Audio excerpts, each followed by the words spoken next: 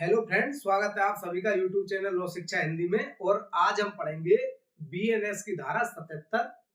BNS की धारा 77 के अंतर्गत किसी भी महिला की निजता के संबंध में प्रावधान है, उसकी एकांतता का ध्यान रखते हुए इसमें प्रावधान किए गए हैं। और आईपीसी के अंतर्गत ये धारा केवल किसी पुरुष पे लागू होती थी, परंतु इसमें नया चेंजमेंट किया गया है बीएनएस के अंतर्गत।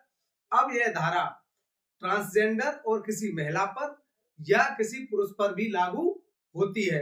क्योंकि ऐसा होता था कि आपने एक बार सुना होगा कि चंडीगढ़ यूनिवर्सिटी में एक केस हुआ था जिसमें किसी महिला द्वारा अन्य जो साथी महिला थी उनके फोटोग्राफ्स लिए गए थे और अपने बॉयफ्रेंड को शेयर कर दिए थे। तो उसमें एक महिला द्वारा अपराध कारित किया गया था, लेकिन तब बीएनएस लागू नहीं थी, तो वह अपराध केवल पुरुष पर लागू होता था। लेकिन अब इसमें चेंजमेंट करके क्या कर दिया है, किसी महिला पर भी ये अपराध लागू होता है। और ये आईपीसी के अंतर्गत धारा 354 सी के अंतर्गत हुआ करती थी। इसको कहते हैं दृश्य रैखिकता वायोलेज्म। तो आइए समझते हैं बीएनएस धारा 77 को। धारा 77 दृश्य रैखिकता वायोलेज्म, इसमें क्या शब्द दिया गया है, जो कोई। क्या दिया गया है, जो कोई किसी निजी कार्य में लगी हुई महिला। निजी कार्य से मतलब क्या है, इसके बारे में हम अभी इसका स्पष्टीकरण 1 देखेंगे। स्पष्टीकरण 1 क्या कहता है, इसको समझे पहले कि निजी कार्य किसे कहते हैं। इस धारा के प्रयोजनों के लिए निजी कार्य, कौन सा, निजी कार्य के अंतर्गत ताकने का कोई ऐसा कृत्य आता है जो ऐसे किसी स्थान में किया जाता है जिसके संबंध में परिस्थितियों के अधीन युक्तियुक्त रूप से यह प्रत्याशा की जाती है कि वहां एकांतता होगी और जहां के पीड़िता के जननांगों, नितंबों या वक्ष स्थलों को अवदर्शित किया जाता है या केवल अधोवस्त्र से ढका जाता है, या जहां पीड़िता किसी शौचघर का प्रयोग कर रही है, या जहां पीड़िता ऐसा कोई लैंगिक कृत्य कर रही है जो ऐसे प्रकार का नहीं है जो साधारणतः सार्वजनिक तौर पर किया जाता है।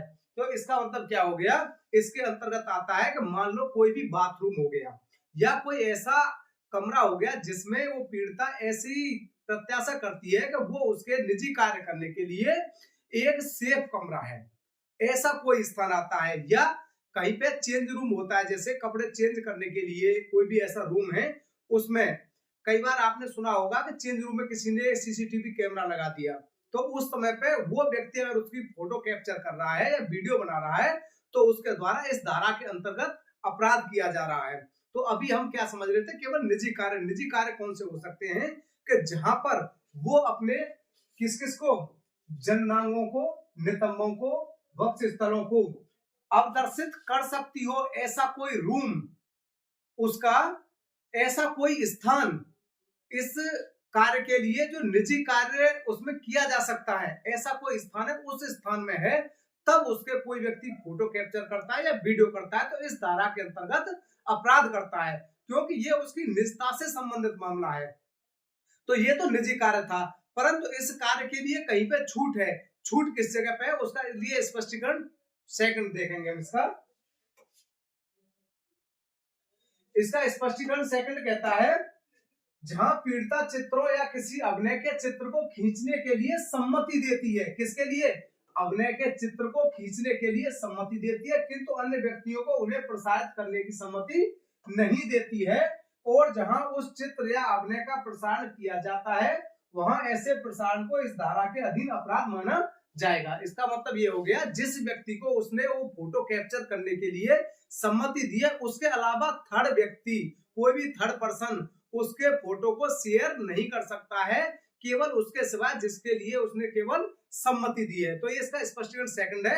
अब आते हैं हम धारा के अंतर्गत, धारा में धारा क्या कहती है और उसके अंतर्गत दंड का प्रावधान क्या किया गया है।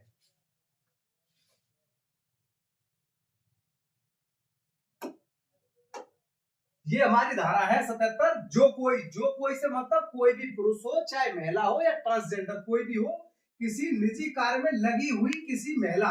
क्या मतलब हो गया कि कोई निजी कार्य में, निजी कार्य के बारे में मैंने अभी आपको बताया था, निजी कार्य में कोई महिला लगी हुई है जो उन परिस्थितियों में है जिनमें वह प्राय यह प्रत्याशा करती है कि उसे देखा नहीं जा रहा है, ऐसा कोई निजी कार्य कर रही है कि जब वो ये सोच रही है, ये प्रत्याशा कर रही है कि उसे नहीं देखा जा रहा है, तब उसको कोई एक तक देखता है, या उस कृत्य में लिप्त व्यक्ति या उस कृत्य में लिप्त व्यक्ति के कहने पर कोई अन्य व्यक्ति उसका चित्र खींचता है, या तो वो स्वयं कोई चित्र खींचता है उस महिला का जो निजी कार्य कर रही है, या उसके कहने पर अन्य कोई व्यक्ति फोटो कैप्चर करता है और या उस फोटो को शेयर करता है। तो प्रथम दो सिद्धि पर वह दोनों में से किसी भांति का कारावास जिसकी अवधि 1 वर्ष से कम की नहीं होगी किंतु जो 3 वर्ष तक होगी। तो इसका मतलब क्या हो गया, 1 वर्ष से 3 वर्ष किस पे, प्रथम दो सिद्धि पर, ये हो गया। और इसमें क्या दिया गया है, और जुर्माने का भी दायी होगा, और वो जुर्माने का भी दायी होगा, लेकिन पश्चातवर्ती और द्वितीय पे अगर वो दोबारा इस तरह का अपराध करता है, पहले दंडित कर दिया गया फिर भी इस तरह का अपराध करता है, तो वो दोनों में से किसी बात है, दोनों में से का मतलब हो गया कठोर या साधारण कारावास, उनमें से 3 वर्ष से कम की नहीं होगी और कितनी 7 वर्ष तक हो सकेगी, और जुर्माने से दंडित किया जाएगा। तो इसका मतलब क्या हो गया, ये हो गया सेकंड के लिए अगर पश्चातवर्ती है इसके लिए 3 वर्ष से 7 वर्ष तक प्लस जुर्माना इसका दायी होगा। तो इसके लिए एक उदाहरण बताता हूं कि मान लो कोई महिला किसी चेंज रूम में कपड़े चेंज कर रही है, उस समय पे कोई कैमरा लगा दिया गया क्योंकि वो वहां पर अपना निजी कार्य कर रही थी और उसका फोटो कैप्चर कर लेता है, तब वो इस धारा के अंतर्गत दोषी होगा, चाहे कोई ट्रांसजेंडर हो या कोई पुरुष हो या महिला हो, इन तीनों में से कोई भी ऐसा करता है तो वो इस धारा के अंतर्गत दोषी होगा। इसके अलावा इसका प्रावधान और कहां किया गया है, इसमें आईटी एक्ट की धारा 66E के अंतर्गत भी ये प्रावधान किया गया है, तो किसी की कोई निजता भंग करता है तब के लिए। अब निजी कार्य से मतलब आप समझ गए होंगे और इसका उदाहरण मैंने अभी आपको बता दिया है।